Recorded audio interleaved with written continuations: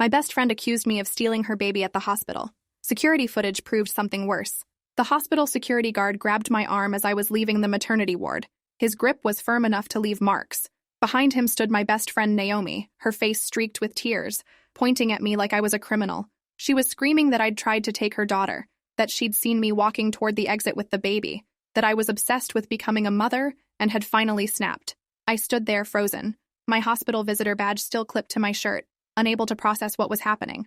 20 minutes earlier, I'd been sitting in Naomi's room celebrating the birth of her daughter Lily. Now I was being accused of attempted kidnapping by the person I'd considered my closest friend for 15 years. My name is Jordan Reese. I'm 32 years old. I work as a pediatric nurse at County General, but this happened at St. Mary's where Naomi chose to deliver. I'd taken the day off specifically to be there for her birth. Naomi and I met in college, became roommates sophomore year, and stayed inseparable even after graduation. We'd been through everything together: bad breakups, job losses, family deaths. When she got pregnant after years of fertility struggles, I was the first person she told. I threw her baby shower, helped paint the nursery, attended every doctor's appointment she'd let me come to. I was going to be Lily's godmother. At least, that's what Naomi had promised me 3 weeks ago over dinner at her favorite Italian restaurant. The security guard asked me to come to the security office. His tone wasn't quite asking.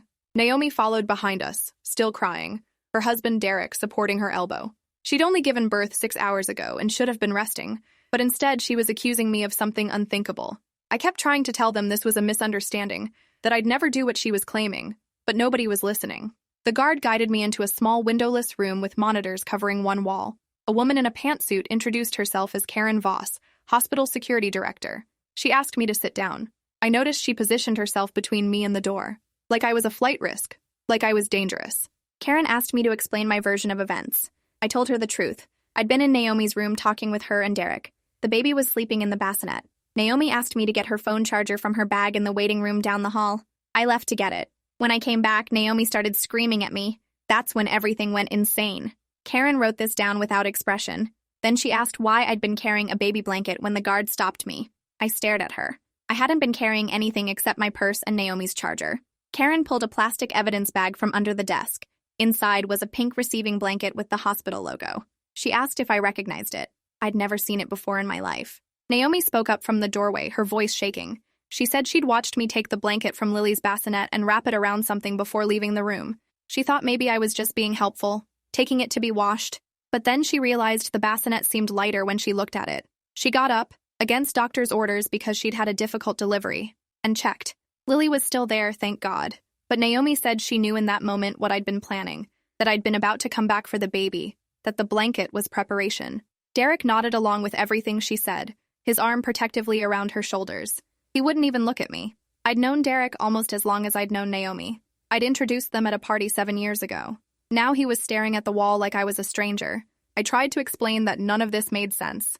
I loved Naomi. I loved her baby. I would never, could never do something like this. Karen asked me to empty my purse. I did.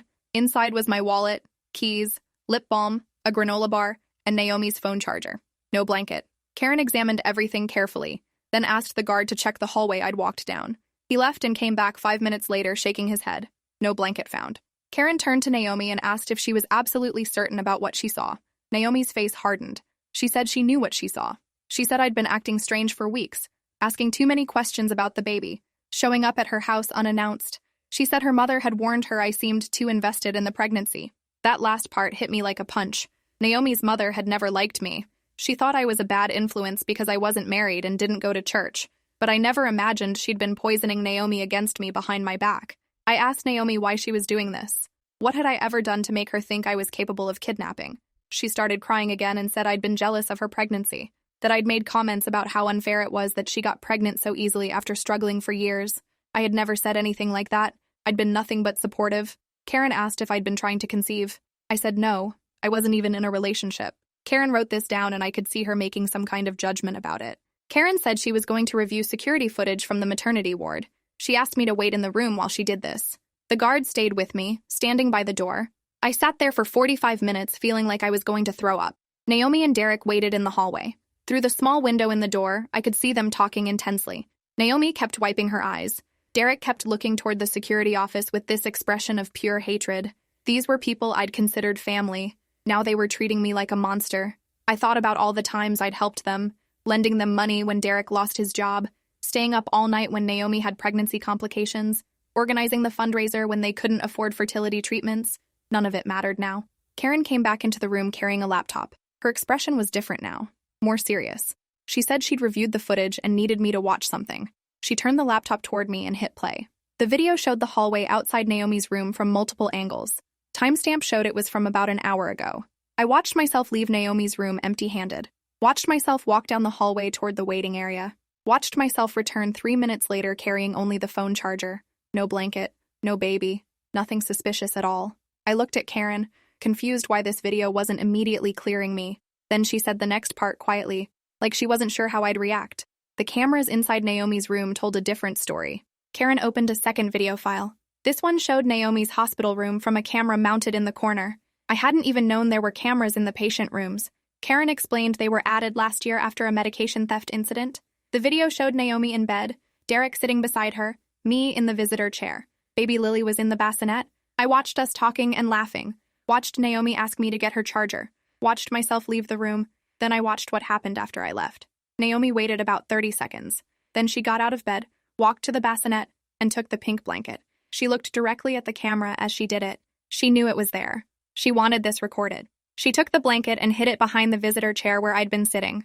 Karen paused the video. She asked if I understood what I was seeing. I couldn't speak. Couldn't process it. She hit play again. The video showed Naomi getting back in bed, showed her saying something to Derek, showed him looking confused but nodding, showed them waiting.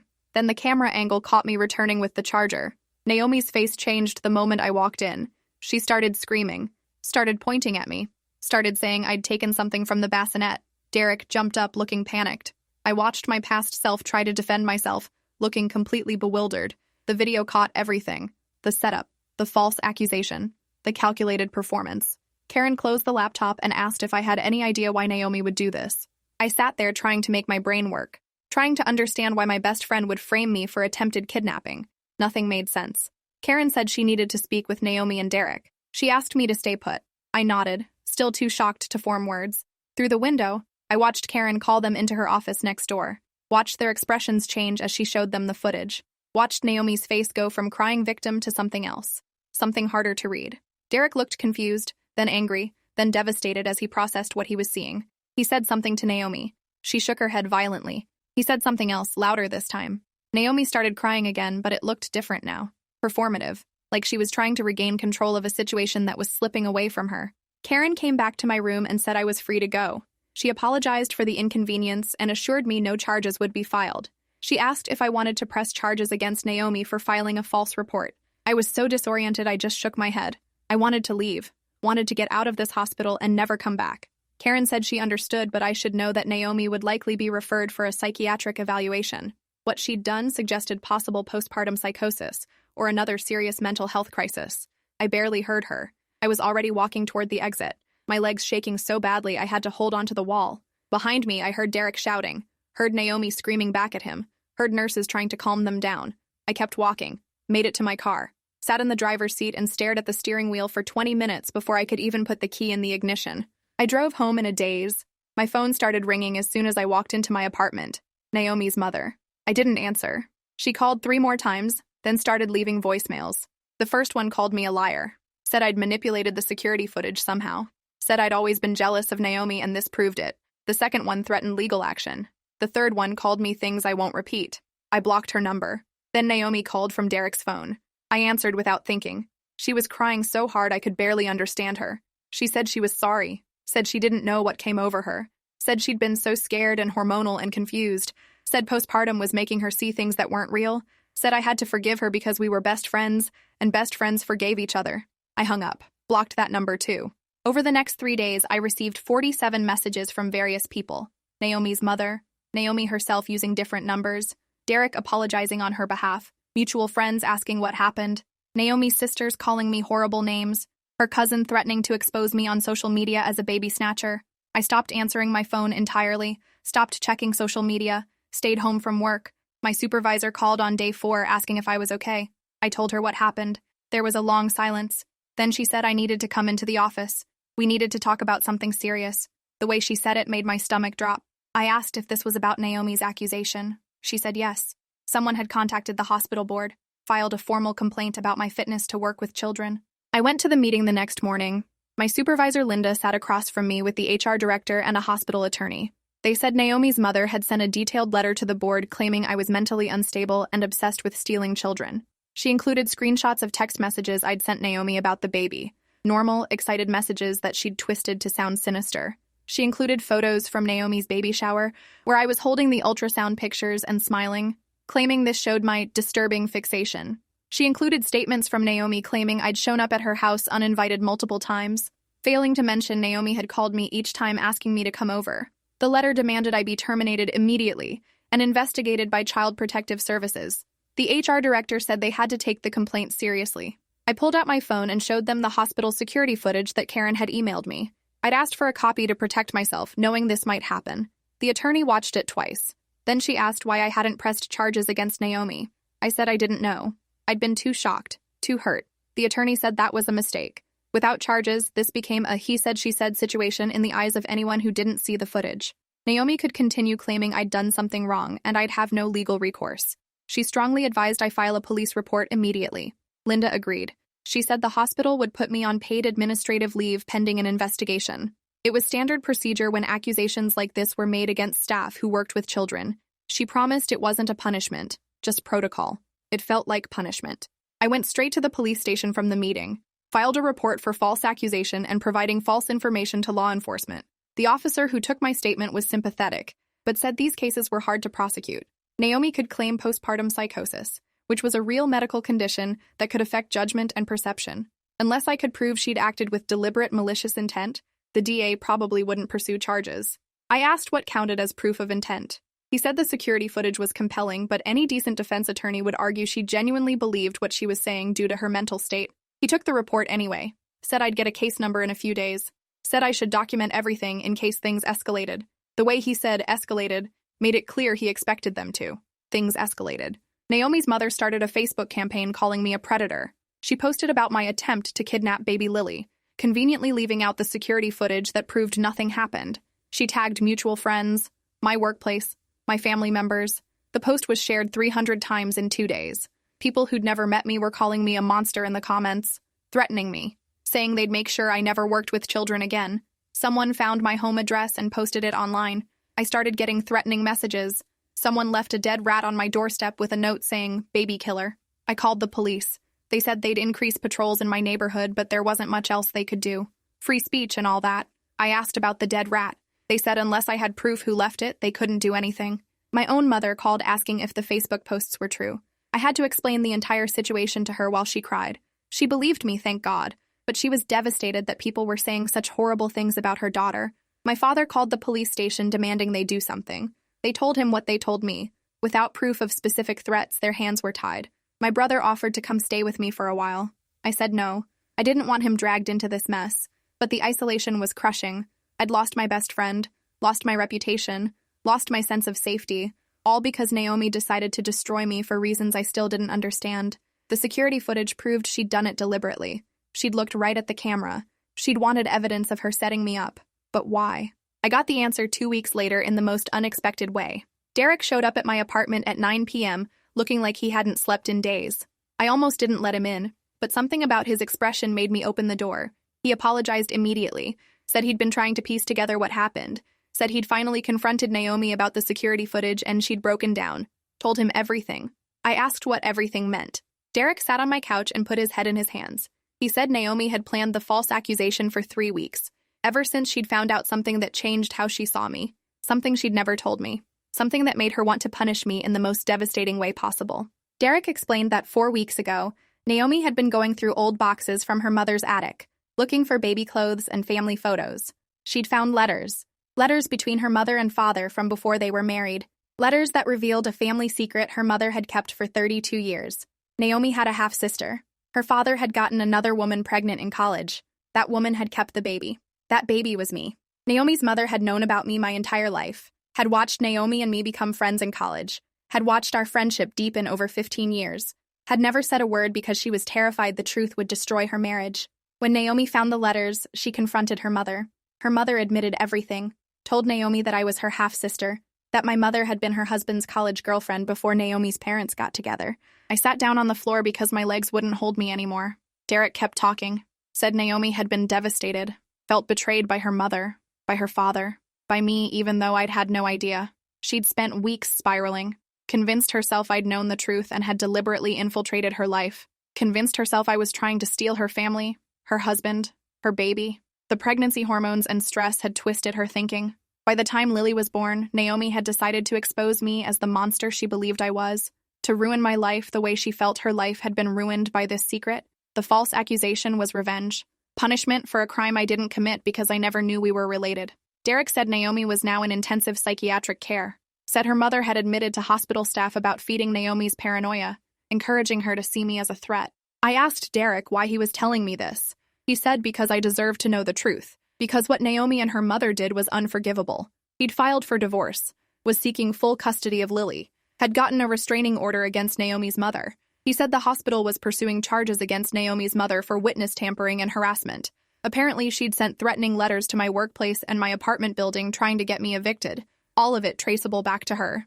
Derek said he didn't expect me to forgive Naomi or him for not believing me immediately, but he wanted me to know he was sorry, that he'd testify on my behalf if I decided to sue, that he'd make sure Lily knew the truth when she was old enough, that her godmother hadn't tried to kidnap her, that her mother had been sick and had done something terrible. After Derek left, I sat alone in my apartment trying to process everything. I had a half-sister. Naomi was my half-sister. The person I'd loved like family actually was family. My father, the man I called Dad, who'd raised me and loved me, wasn't my biological father. My mother had kept this secret my entire life. I called her. It was almost midnight, but I didn't care. She answered sounding worried, asked if I was okay. I asked her if it was true. There was a long silence. Then she started crying. She said yes. Said she'd always meant to tell me but never found the right time. Said she'd been terrified when Naomi and I became friends in college. Recognized Naomi's last name immediately, but by then we were already inseparable and she didn't know how to explain without destroying both our lives. So she'd stayed silent, prayed we'd never find out. I hung up on my mother, called my dad, my real dad, the one who raised me, told him I knew the truth. He said he'd known since before I was born. My mother had been honest with him from the start. He'd chosen to raise me as his own anyway because he loved my mother and he loved me. He'd never treated me differently than my brother, never told me because my mother asked him not to. He apologized for keeping the secret, said he understood if I was angry. I wasn't angry at him. He'd been nothing but good to me, but I was furious with my mother, furious that her silence had led to this nightmare. If Naomi had known from the beginning that we were sisters, none of this would have happened. We could have celebrated being family instead of destroying each other. The next few weeks were a blur of legal proceedings. I sued Naomi and her mother for defamation, emotional distress, and loss of income. My attorney said we had a strong case given the security footage and documented harassment. Naomi's mother tried to countersue, claiming I'd seduced her husband 33 years ago and deliberately targeted Naomi. The judge threw out her suit within a week, called it frivolous and offensive. Meanwhile, Naomi remained in psychiatric care.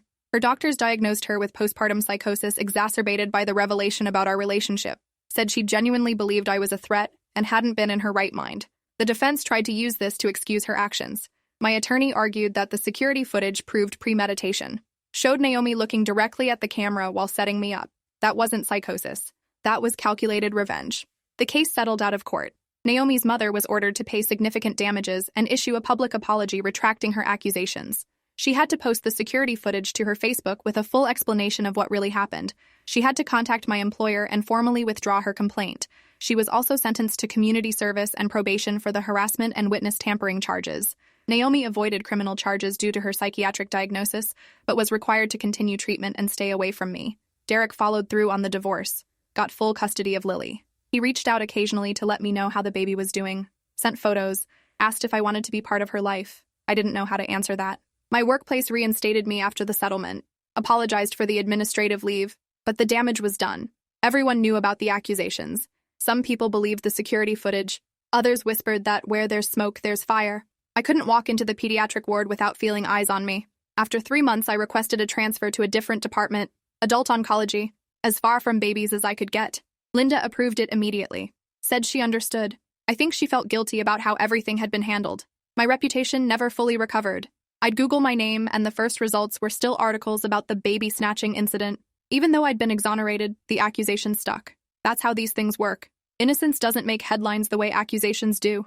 I started therapy to process everything: the betrayal, the trauma, the identity crisis of learning my entire understanding of my family was wrong.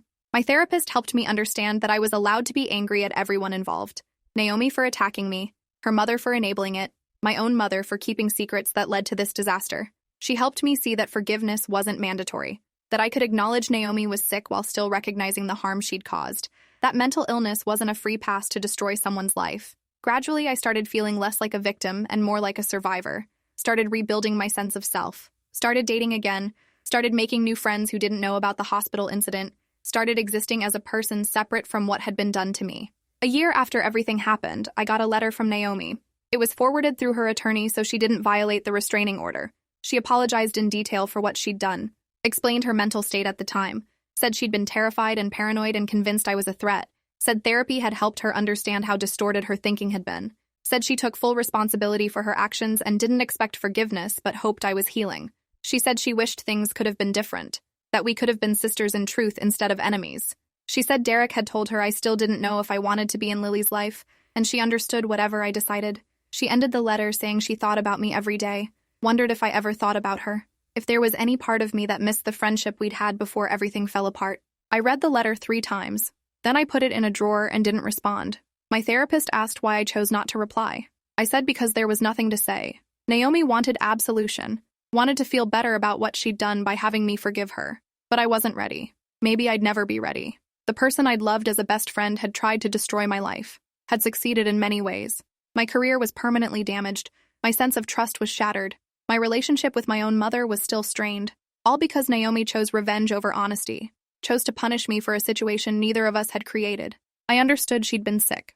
Understanding didn't erase the damage, didn't give me back what I'd lost, didn't make us sisters in any way that mattered. 2 years after the incident, Derek called asking if I wanted to meet Lily. She was 2 now, walking, talking, full of personality. He said he'd been telling her about me, not the whole truth. She was too young for that, but age-appropriate versions. That I was her godmother, that I loved her very much, that grown-up problems had kept us apart, but maybe we could fix that now. I agreed to meet them at a park, neutral territory, public place. When I arrived, Lily was on the swings, Derek pushing her gently. She had Naomi's smile, my eyes, our father's nose that neither of us knew we'd inherited from him. She was beautiful. When Derek introduced us, she said hi in that shy way toddlers do. Then she asked if I wanted to help her build a sandcastle. I said yes. We spent an hour at the park, Lily chattering about her favorite foods and her stuffed animals and the neighbor's cat. Derek watching us with this expression of relief and sadness mixed together. When it was time to go, Lily hugged me goodbye, said she hoped I could come play again soon. I promised I would. Derek thanked me for giving them a chance, for not letting what Naomi did prevent me from knowing Lily. I said Lily was innocent in all of this. She deserved an aunt. I stopped myself. Derek caught it, said one day we'd tell her the truth, that I was more than just her godmother. That family was complicated, but love didn't have to be. I nodded, couldn't speak around the emotion in my throat. Watching them drive away, I felt something shift. Not forgiveness? Not yet, but maybe the beginning of something like it. 3 years after everything fell apart, I ran into my mother at a coffee shop. We'd spoken occasionally since everything happened, but our relationship remained strained. She'd apologized countless times, explained her reasoning, said she'd thought she was protecting everyone by keeping the secret. I'd listened, but couldn't fully forgive. Seeing her now, looking older and tired, I felt my anger soften slightly. We sat down together. She asked about my life. I told her about the transfer at work, about therapy, about meeting Lily. She started crying when I mentioned Lily. Said she'd always dreamed Naomi and I would learn we were sisters, and it would bring joy instead of pain. Said she blamed herself every day for how things turned out. Said if she could go back and make different choices, she would. I believed her. Regret was written all over her face. I asked her about my biological father. She said he'd died 5 years ago. Heart attack. Never knew about the connection between Naomi and me. Naomi's mother had made sure of that. Had threatened my mother decades ago that if she ever revealed the truth, she'd destroy both families. My mother had been young and scared and had believed her. Had spent 33 years living in fear of that secret getting out. When it finally did, it had destroyed things anyway, just in a different way than she'd imagined. I asked if she regretted having me. She looked horrified, said I was the best thing that ever happened to her, that my dad, the one who raised me, agreed completely, that our family was real even if the biology was complicated. I wanted to believe her. Mostly I did. Naomi reached out through her attorney again on the 4-year anniversary of the hospital incident. Another letter. This one was shorter. She said she understood I hadn't responded to her previous letters, and that was okay. She just wanted me to know she was doing well, still in therapy, working part-time, rebuilding her life. She'd written a journal about her experience with postpartum psychosis and was thinking of publishing it to help other women. She wanted my permission to include the story of what happened between us. Said she'd use fake names and change details, but wanted me to know beforehand. Said I deserved that courtesy. She also mentioned she'd heard through Derek that I'd been seeing Lily regularly. Said that made her happy. Said Lily needed good people in her life. Said she hoped one day I might be willing to talk. Not as best friends. Maybe not even as sisters. But as two people who'd survived something terrible and were trying to heal. I thought about it for a week. Then I called Naomi's attorney and said yes, she could publish the story. With conditions. She had to be completely honest about what she'd done. Had to acknowledge the premeditation. Had to take full responsibility without hiding behind her diagnosis. Had to include information about the damage false accusations cause. Had to donate any proceeds to organizations that support people falsely accused of crimes. The attorney relayed my conditions. Naomi agreed to all of them. The book was published 8 months later. It was raw and honest and difficult to read. She didn't spare herself, described her paranoid thinking, the way she'd convinced herself I was a threat, the planning that went into the false accusation, the moment she realized what she'd done and how it couldn't be undone. Reviews praised her honesty. Some criticized her for profiting from her crimes. I didn't read the reviews. I read the book once and then put it away. 5 years after the hospital incident, I had coffee with Naomi, our first face-to-face interaction since she'd accused me of kidnapping. We met at her therapist's office with a mediator present. Safety for both of us. She looked different, older, calmer, less of the manic energy that had always defined her. She apologized again, not the desperate apologies from before. This one was measured, acknowledging specific harms, taking responsibility for specific actions, not asking for forgiveness, but offering accountability. I listened. Then I told her how the last 5 years had been for me, the career damage, the trust issues, the relationships I'd avoided because I was afraid of being hurt again, the nights I'd woken up in panic thinking someone was breaking into my apartment, the way I still flinched when I saw her mother's name. She cried, said she carried the weight of that every day. I asked her why she'd looked at the camera, why she'd made sure her setting me up was recorded. She was quiet for a long time, then said she'd wanted proof. If I tried to claim she was lying, she'd have video evidence of me in her room, near the baby, at the right time. She'd planned to edit the footage somehow, make it look damning, but she'd underestimated how visible her own actions were on camera. Hadn't realized there were cameras that caught her taking the blanket. Her plan had backfired, proven my innocence instead of my guilt. She said in hindsight she was glad it had, glad she'd been caught. Otherwise, she might have destroyed me completely and never gotten the help she needed. I didn't know how to respond to that. Glad she'd been caught seemed like a low bar for redemption. The mediator asked if I had questions for Naomi. I had one. Did she actually believe I'd have hurt Lily, or was the whole thing just revenge? Naomi took a breath, said it was both. In her psychosis-fueled paranoid state, she'd genuinely believed I was a threat. But underneath that was rage. Rage at her mother for lying. Rage at me for existing. Rage at the universe for making us sisters in the most painful way. The false accusation let her channel all that rage while convincing herself it was protection. She said that's how mental illness works sometimes. It takes real feelings and amplifies them until they become unrecognizable. Until you justify terrible things. She said that didn't excuse what she'd done, but maybe helped explain it. I told her I'd accepted she'd been sick. That didn't mean I had to accept her back into my life. She said she understood. We didn't become friends again. Didn't become sisters in the traditional sense. But we established a fragile peace. For Lily's sake, more than ours. She was 5 now. Smart and funny and asking questions about why her mom and godmother didn't spend time together. Derek had started explaining age-appropriate versions of the truth, that grown-ups sometimes make mistakes, that families can be complicated, that love looks different for different people. Lily seemed to accept this. Kids are resilient that way, better at accepting complex truths than adults. Naomi and I attended Lily's 5th birthday party together, stayed on opposite sides of the yard, smiled politely when we had to interact. It wasn't comfortable, but it was civil. Progress measured in small, painful increments. My mother and I slowly rebuilt our relationship. She met Lily. Cried when she realized she was looking at her granddaughter and biological daughter in the same room. The family tree was a mess, but we were trying to honor it anyway. My dad, the one who raised me, became Lily's favorite grandpa, would show up at Derek's house with toys and terrible jokes. Lily adored him, called him Papa. Didn't know yet that he wasn't blood, but it didn't matter. He was family in every way that counted. Naomi's mother was not involved. Restraining order still in effect. Last I heard, she'd moved to Arizona. Cut off contact with everyone. Some wounds don't heal. Some people don't deserve second chances. The hospital incident changed everything about my life. my career path, my relationships, my understanding of family and trust and forgiveness. 5 years later, I still have nightmares sometimes. Still check over my shoulder in parking lots. Still feel my chest tighten when I see Naomi's name. Trauma doesn't disappear. You just learn to carry it differently. I'm seeing someone now. A good person who knows my history and doesn't judge. Who understands why I need things to move slowly. Why trust is hard for me. We're taking it day by day. That's all anyone can do, really. Take it day by day. Build something new from the wreckage of what came before. Hope the foundation holds this time. 6 years after my best friend accused me of trying to steal her baby, I received a wedding invitation. Not mine, but Lily's godfather ceremony, where Derek was formalizing my role in her life legally and spiritually. And as I stood in that church watching Lily smile up at me with trust in her eyes, Naomi sitting quietly in the back row with her hands folded in her lap, I realized that justice wasn't always about punishment or revenge or even forgiveness, but about choosing every day to build something better from the rubble of what people destroyed, and maybe that was enough. Thanks for watching till the end. Make sure to subscribe and like to not miss the next story.